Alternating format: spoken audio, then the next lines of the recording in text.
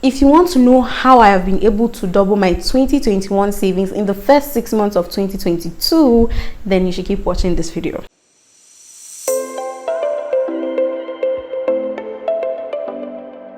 Hi, my name is Oji. I'm a lifestyle content creator based in Abuja, Nigeria. And if this is the first time you're seeing my face, please don't make it your last. Make sure you subscribe and make sure you catch up on my other content because you are going to enjoy yourself, okay? So without further ado, let's get into it. So first of all, I'm going to start with my background with money. I wasn't the very generous type when I was younger. Even up to uni level, I would say I was very stingy and greedy. That's what I would say about me and my money. I was the type of person that I always thought, if you take this 1,000 naira from this 50k, it's no longer 50k. So when it came to spending money, when it came to giving, when it came to saving, it was very difficult for me. I mean, when I left uni, I didn't have any savings. I didn't have like any good clothes. I didn't have any good jewelry. Trust me, I didn't go out in uni, but I don't know what I use my money for. That was how it was for me, just because I let money control me, and because I just felt like in my mind I was doing all of that to not be broke, but I always ended up broke like 2 weeks or 3 weeks before they sent me my next pocket money. And this seriously affected me. It affected some of my relationships. I remember having a big fight with my friend one time when she was like, I should borrow her money, and I'm like, I just got my pocket money, like I'm not ready to, and it caused a big fight. So coming out of uni, and becoming an adult, I just had to have a conversation with myself that you cannot continue like this. Like, you can't continue to be treating money like this. You're going to end up broke. You're going to end up being stingy, greedy, and all of that. So we need to fix this, right? So what helped me fix my situation was when I decided that every month, come rain or come shine, no matter how small the money was, I was going to tithe, right? I'm a Christian. I believe in tithing. I believe in giving a 10% of your increase, right? So that was that was the decision I made that helped me get out of that funk. So even when the money was too small, I would just be like, even if you don't give this money, you're still going to use it for something that you cannot account for. So you might as well give this money and know that at the end of the month, this is what I use this money for. And over the past 1 year, I can say that has legit changed my finances game. No, like, I'm not kidding. Because of that, it has been easy for me to let go of money more. And the thing with money is, when you don't let it have control over you, when you are just open with it, it's easy for it to come back. That's what I've noticed. So with my background with money and everything, I want to share with you guys steps that I've been able to now double my savings, steps that I've been able to change my mindset about money. Like, these are active, practical steps. And I've said this before, if this sounds like something you're interested in, keep on watching. So the very first thing I did to increase my savings in 2022 was to get a stable stream of income.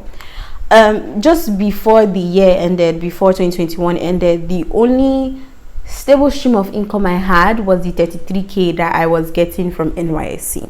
So when January came, I just started having anxiety because I know I was passing out soon, and I'm like, am I going to go back to being broke every month? Like, I didn't want that. I didn't want a situation where my money would just stop entering my account. So I started applying for jobs, and before the end of January, I got 2 that were paying me great.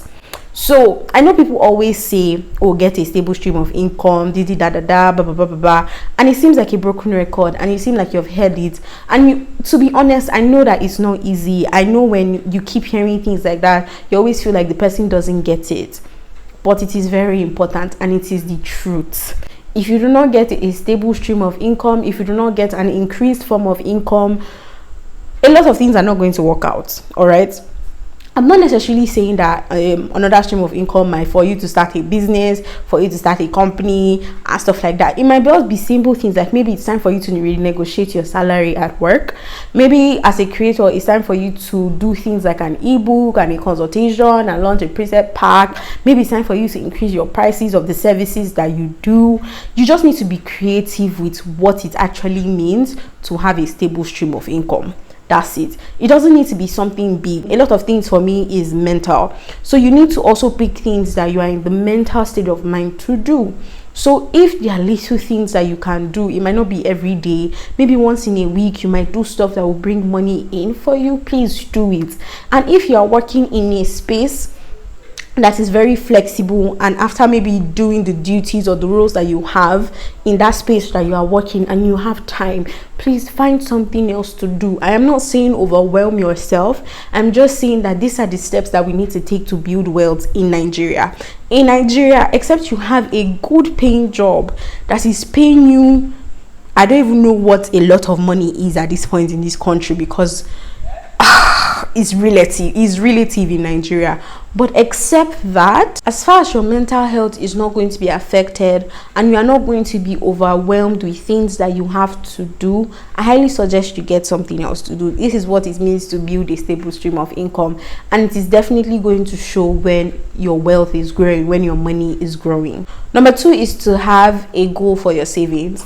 I know that for a very long time I just used to save so that when they say, oh, if you are saving, just raise your hand or join the line, if there was a situation like that, me too, I'll be able to raise my hand. But I realized that it wasn't helping me. It wasn't good enough for me, because there are some months when I'm like, what am I even saving for? I might as well just use this money and do something else and go to a restaurant or something or have fun. But it doesn't make sense, right? Because there is no consistency and there is no growth. So I just had to tell myself that I am going to have a reason why I save every month or every year or whatever time frame you decide to put on it.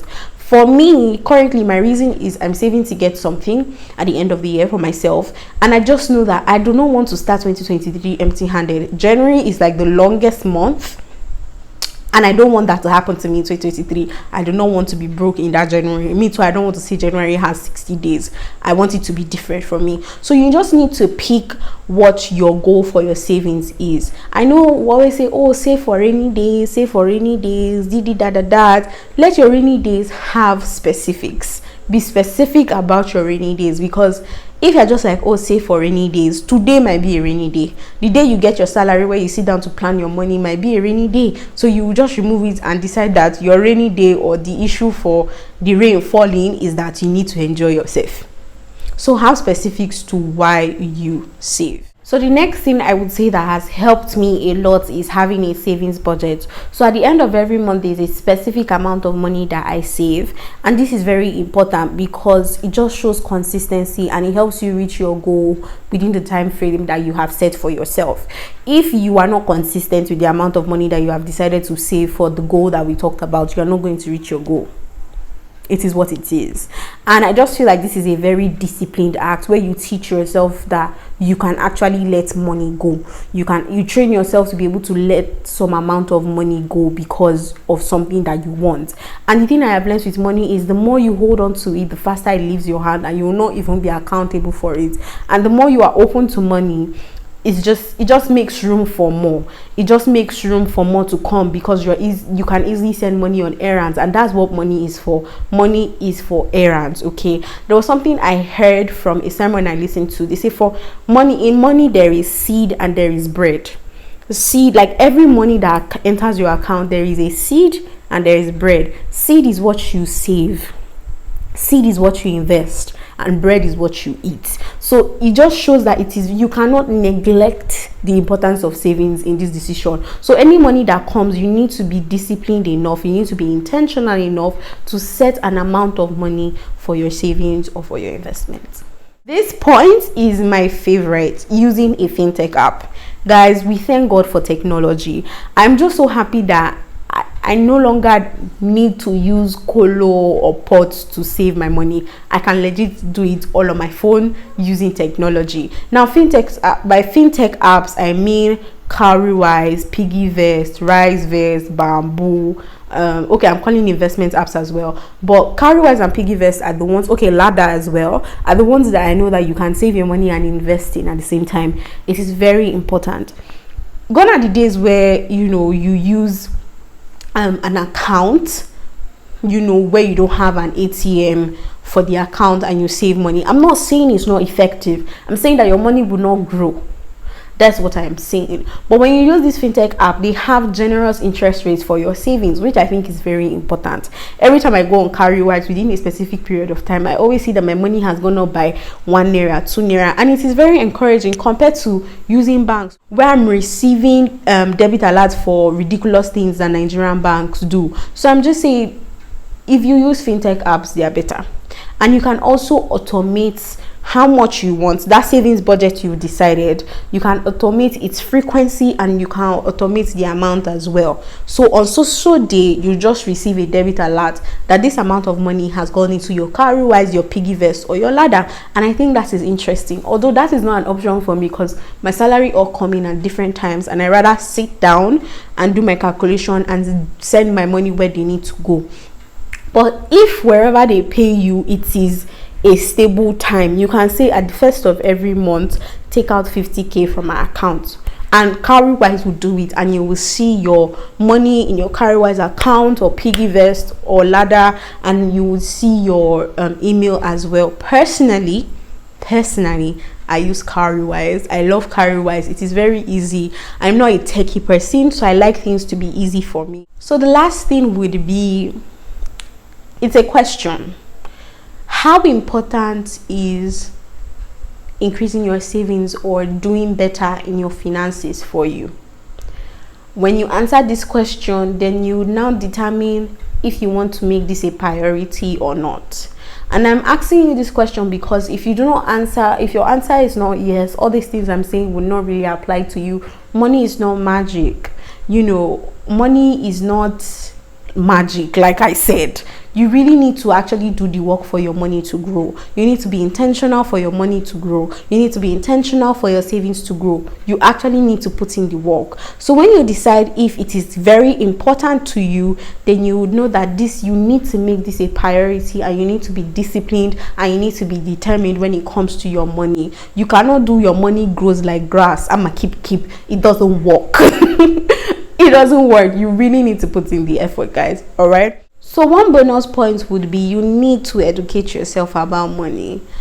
If you don't educate yourself about money, you can't know about money. You cannot know how to use it. You cannot know what to do with it. You can't know anything about it. You need to read books. You need to follow people that talk about money on social media, Money Africa, Financial Jennifer. If you can even follow these apps, Carrywise, piggyvest, if you can follow them on social media, it's very good. It's very helpful. Read up their blogs, read up their articles.